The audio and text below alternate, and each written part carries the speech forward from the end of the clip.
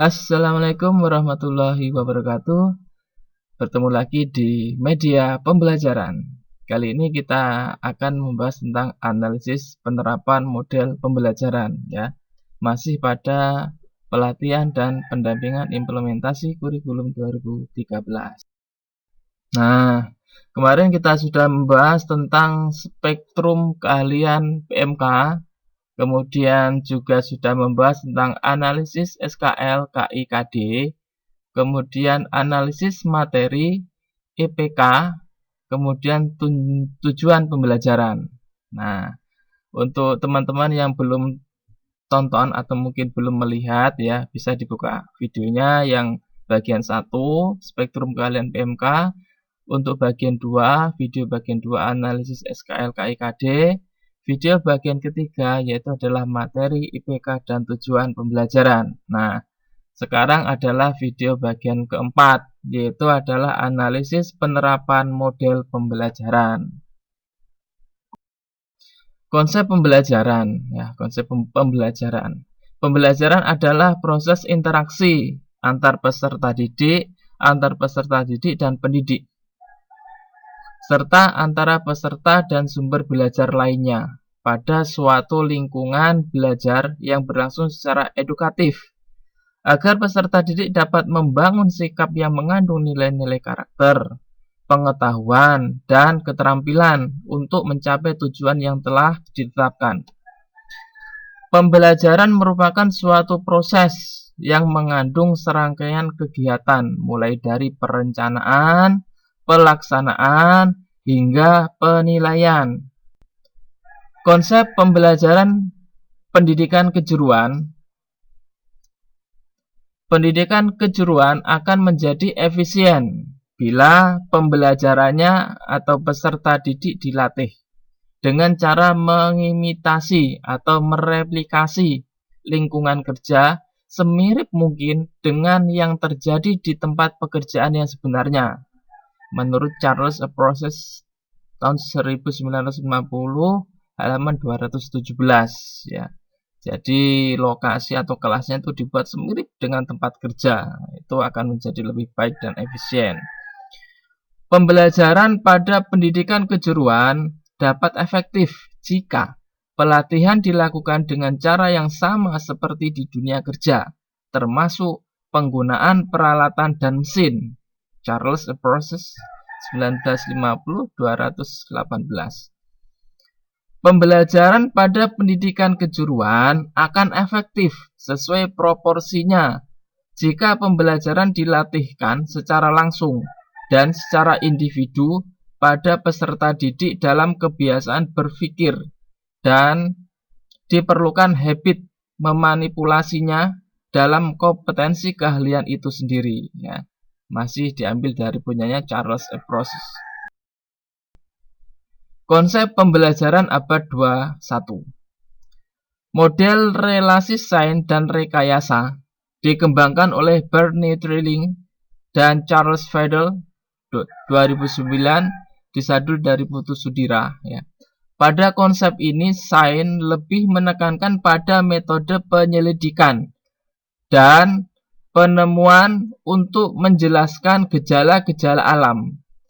Sedangkan rekayasa dan teknologi menggunakan strategi perancangan dan penemuan solusi atas problematika kehidupan.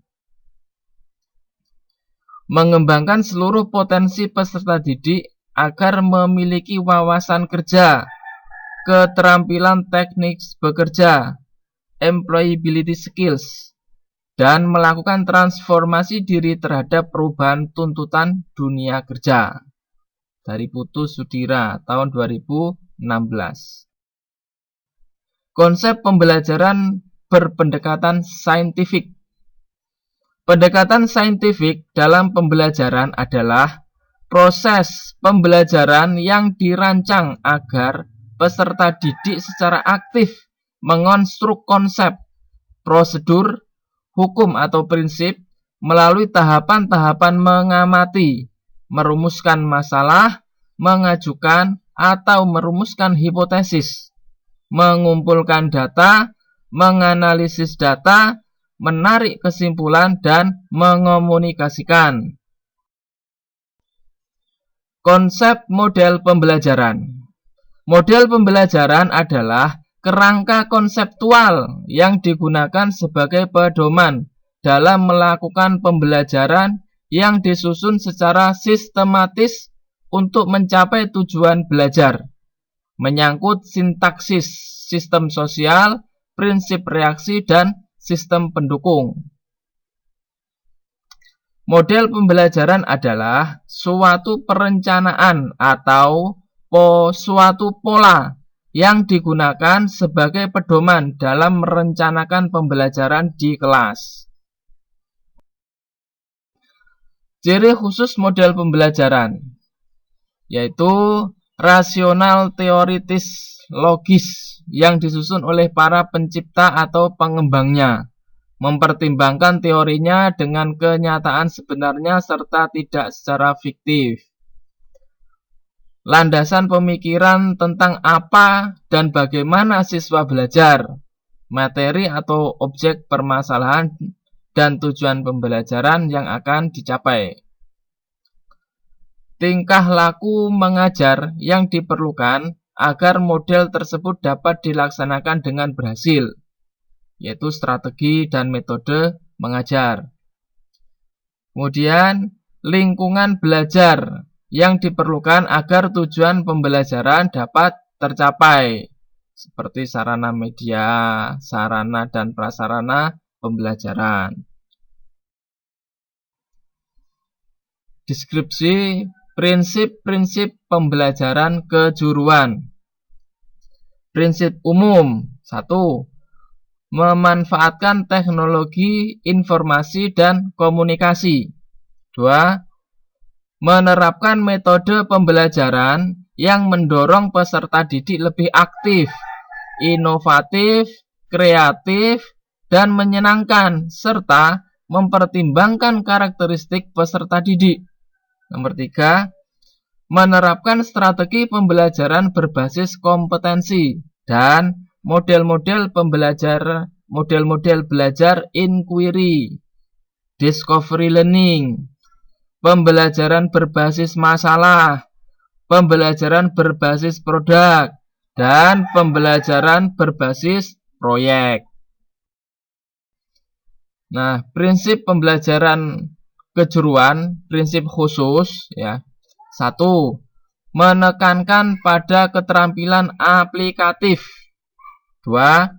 Berlangsung di rumah, sekolah, dan masyarakat atau dunia kerja di UDI. Iklim belajar merupakan simulasi dari lingkungan kerja di DUDI. Nomor 4. Berdasarkan pada pekerjaan nyata, otentik, dan syarat nilai melalui teaching factory untuk mendapatkan pembiasaan berpikir dan bekerja dengan kualitas seperti di tempat kerja, serta internalisasi nilai-nilai karakter. Nomor 5. Berdasarkan permintaan pasar kerja. Nomor 6. Melibatkan praktisi ahli yang berpengalaman untuk memperkuat pembelajaran saat praktek kerja lapangan dan PSG atau pendidikan sistem ganda. Nomor 7. Menerapkan sistem penyelenggaraan pendidikan terbuka, multi-entry, multi-exit system atau MEMES, dan rekognisi pembelajaran lampau atau RPL. Selanjutnya adalah deskripsi tujuan pembelajaran PMK, pendidikan menengah kejuruan.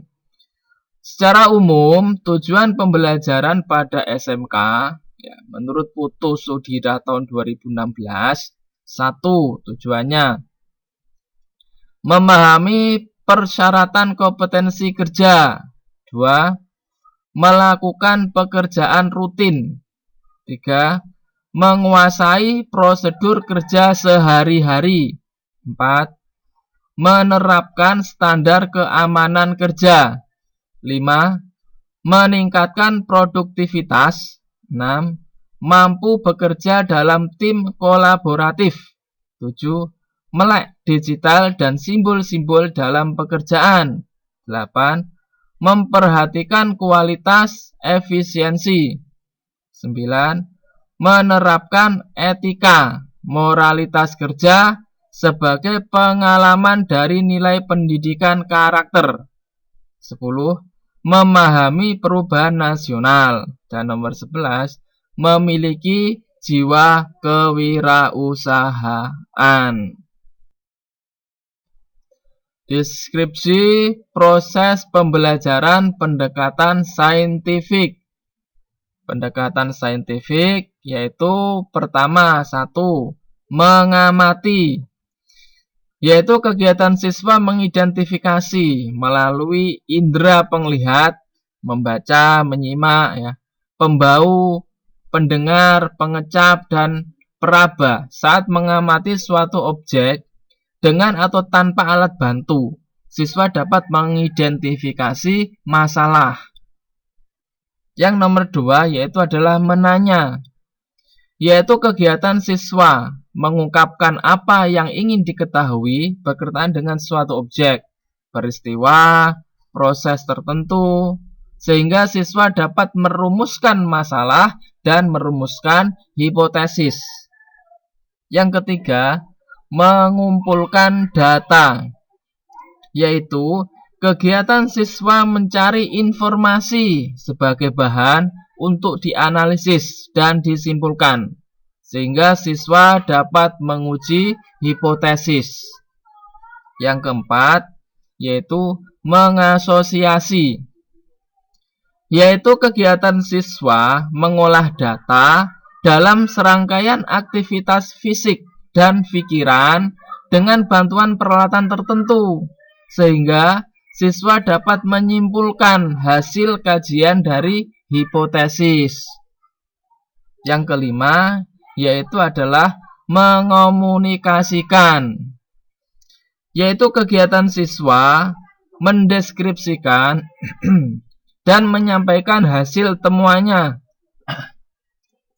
dari kegiatan mengamati, menanya, mengumpulkan, dan mengolah data, serta mengasosiasi yang ditujukan kepada orang lain, baik itu secara lisan maupun tulisan, baik itu dalam bentuk diagram, bentuk bagan, gambar, dan sejenisnya, dengan bantuan perangkat teknologi sederhana dan atau teknologi informasi dan komunikasi, sehingga siswa dapat memformulasikan dan mempertanggungjawabkan pembuktian suatu hipotesis.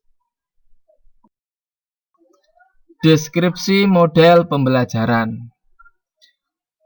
Kerangka konseptual yang digunakan sebagai pedoman dalam melakukan pembelajaran yang disusun secara sistematis untuk mencapai tujuan belajar, menyangkut sintaksis, sistem sosial, prinsip reaksi, dan sistem pendukung.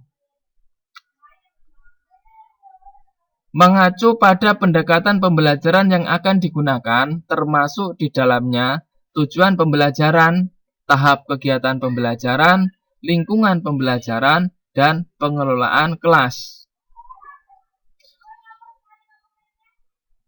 Guna memperkuat pendekatan saintifik, pendekatan rekayasa, dan teknologi, serta mendorong kemampuan siswa menghasilkan karya nyata, baik individual maupun kelompok, maka diterapkan strategi pembelajaran menggunakan model pembelajaran penyingkapan atau inquiry learning, pembelajaran penemuan discovery learning, dan pendekatan pembelajaran berbasis hasil karya, yaitu meliputi pembelajaran berbasis masalah, problem-based learning, pelatihan berbasis product, production-based training, pembelajaran berbasis proyek, project-based learning, serta teaching factory, sesuai dengan karakteristik pendidikan menengah kejuruan. Nah, sekarang adalah model pembelajaran penemuan atau discovery learning. Nah, sintak pada model discovery learning yaitu adalah yang pertama, pemberian rangsangan atau stimulation. Yang kedua, pernyataan atau identifikasi masalah atau problem statement. Yang ketiga, pengumpulan data atau data collection. Yang keempat, pembuktian atau verification. Yang kelima adalah menarik kesimpulan atau generalization. Kemudian model pembelajaran inquiry learning, ya, terbimbing dan sains. Nah, sintaks model inquiry terbimbing yang pertama yaitu adalah orientasi masalah. Yang kedua, pengumpulan data dan verifikasi. Yang ketiga, pengumpulan data melalui eksperimen. Yang keempat, pengorganisasian dan formulasi eksplanasi. Dan yang kelima adalah analisis proses inquiry. Nah, kemudian sintaks model inquiry science, biologi, yaitu yang pertama adalah menentukan area investigasi termasuk metodologi yang akan digunakan. Yang kedua, menstrukturkan problem atau masalah. Kemudian yang ketiga, mengidentifikasi problem-problem yang kemungkinan terjadi dalam proses investigasi.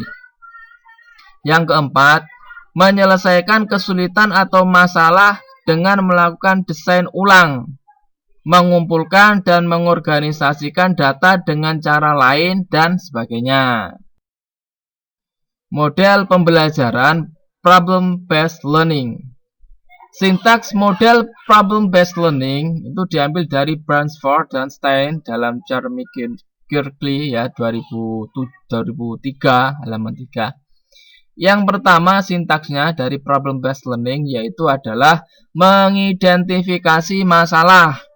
Kemudian yang kedua, menetapkan masalah melalui berpikir tentang masalah dan menyeleksi informasi-informasi yang relevan. Yang ketiga, mengembangkan solusi melalui pengidentifikasian alternatif-alternatif, tukar pikir, dan mengecek perbedaan pandang. Yang keempat, melakukan tindakan strategis. Kemudian dan yang kelima adalah melihat ulang dan mengevaluasi pengaruh-pengaruh dari solusi yang dilakukan. Sintaks model problem solving learning jenis troubleshooting ya dari David H. Jones. Nah, itu yang pertama adalah merumuskan uraian masalah. Yang kedua, mengembangkan kemungkinan penyebab. Yang ketiga, mengetes penyebab atau proses diagnosis. Nah, dan yang keempat adalah mengevaluasi. Model pembelajaran project-based learning. Sintaks model pembelajaran project-based learning yang pertama yaitu adalah penentuan pertanyaan mendasar. Start with the essential question. Yang kedua yaitu adalah mendesain perencanaan proyek. Yang ketiga itu menyusun jadwal, create a schedule. Yang keempat, memonitor peserta didik dan kemajuan proyek. Monitor the student and the progress of the project. Yang selanjutnya adalah menguji hasil, assess the outcome. Yang terakhir adalah mengevaluasi pengalaman, evaluate the experience. Ya, yang terakhir. Model pembelajaran production-based learning atau production-based education and training. Sintaks model pembelajaran production-based learning yaitu yang pertama adalah merencanakan produk. Yang kedua, melaksanakan proses produksi. Yang ketiga, mengevaluasi produk yaitu melakukan kendali mutu. Dan yang terakhir, mengembangkan rencana pemasaran. Selanjutnya adalah model pembelajaran teaching factory. Pembelajaran teaching factory dapat menggunakan sintaks PBET atau PBT. Sintaks teaching factory menurut Cal Poly San Luis Obispo USA, yang pertama yaitu adalah merancang produk, kemudian selanjutnya membuat prototipe, setelah itu memvalidasi dan memverifikasi prototipe, dan yang terakhir adalah membuat produk massal. Itu adalah sintaknya teaching factory. Model pembelajaran teaching factory, ya. Sintaks teaching factory, ya, menurut Dadang Hidayat, ya, yaitu pertama adalah menerima order, yang kedua menganalisis order, yang ketiga menyatakan kesiapan mengerjakan order, yang keempat mengerjakan order, yang kelima mengevaluasi produk, dan yang keenam adalah menyerahkan order. Sudah sampai pada tahap penjualan. Analisis pemilihan model pembelajaran. Nah, ini rambu-rambunya, ya. Yang pertama yaitu menganalisis rumusan pernyataan setiap KD. Jadi KD-nya disesuaikan dengan KD. Kemudian membaca tujuan dari setiap model belajar, termasuk internalisasi nilai karakter. Selanjutnya adalah menentukan apakah rumusan KD cenderung pada pembentukan konsep atau prinsip atau pada pembentukan hasil karya. Nah, jadi KD-nya itu diamati, ya, apakah KD hanya pada konsep atau sudah sampai pada karya. Nah, kemudian selanjutnya KD KI 3 dan KD KI 4 pada kelompok mapel dasar bidang keahlian C1, ya, dan kelompok mapel dasar program keahlian C2 yang cenderung pada penguasaan konsep atau prinsip untuk membentuk kemampuan eksplanasi. Sangat tepat menggunakan model pembelajaran inquiry atau discovery learning sebagai fondasi mapel kelompok kompetensi keahlian C3. Jadi untuk C1 dan C2, ya, mapel produktif, ya, khusus produktif ini, ya.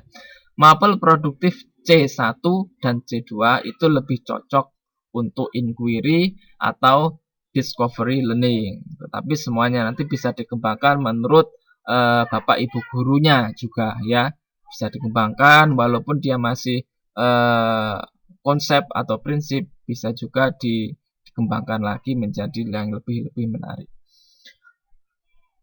KD KI 3 dan KD KI 4 pada kelompok mapel kompetensi keahlian C3 yang cenderung membentuk kemampuan solusi-solusi teknologi dan rekayasa atau hasil karya dapat menggunakan model pembelajaran problem based learning. Bisa juga production based training, project based learning, dan teaching factory. Nah, itu tadi pembahasan terkait dengan model pembelajaran. Semoga saja video ini benar-benar bermanfaat bagi kita semuanya dan memberikan impact yang baik terutama terhadap siswa, agar siswa-siswi kita atau peserta didik kita dapat menerima pembelajaran dengan baik sehingga mereka bisa benar-benar bisa menjadi generasi emas untuk Indonesia di tahun 2045. Terima kasih, jangan lupa untuk subscribe agar video ini terus berkembang, agar juga banyak peserta didik yang ikut terbantu, termotivasi sehingga mereka pun ikut berkembang dengan lebih baik. Terima kasih. Assalamualaikum warahmatullahi wabarakatuh.